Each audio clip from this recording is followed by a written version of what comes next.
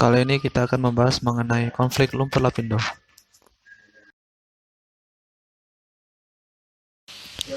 Kelompok terdiri dari Mukis Nabil, Emmanuel Tonapa, dan Renaldi Pasaribu.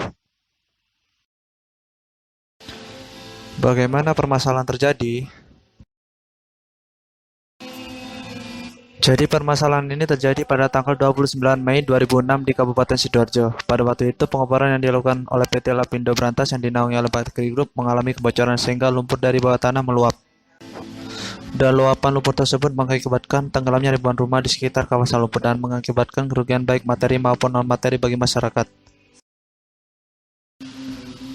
Tidak hanya itu, pemerintah dan Bakri Group harus menanggung ganti rugi kepada masyarakat, dan proses ini memunculkan konflik baru juga antara pemerintah dan Bakri Group. Apa sih itu konflik?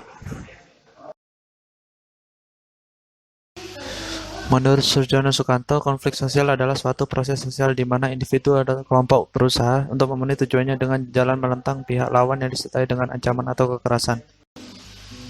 Tinjauan teoritis. Secara teoritis, menurut teori Ralph Dahrendorf, maka konflik yang terjadi pada kasus lumpur lapindo adalah tergolong konflik sosial.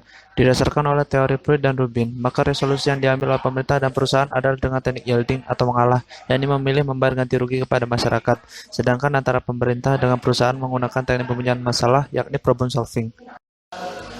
Yang tergolong pada hubungan konflik vertikal adalah pada pemerintah dengan masyarakat korban lumpur lapindo. Sedangkan yang tergolong hubungan konflik diagonal adalah antara pemerintah dengan perusahaan Bakri Group terkait hutang Bakri Group kepada pemerintah.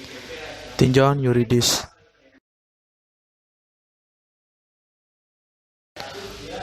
Yang pertama terdapat Undang-Undang Nomor 7 Tahun 2012 tentang penanganan konflik sosial. Dan yang kedua adalah Peraturan Presiden Nomor 40 Tahun 2009 tentang Badan Penanggulangan Lumpur Sidoarjo.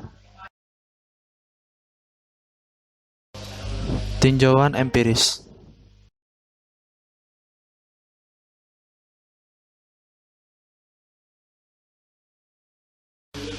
Sumber permasalahan konflik vertikal saya ambil dari sumber tirto.id mengenai sejarah lumpur lapindo dan urusan ganti rugi yang belum tuntas.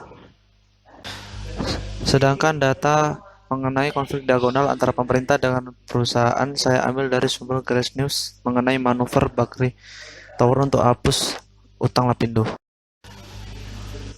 Sekian dan thank you for attention.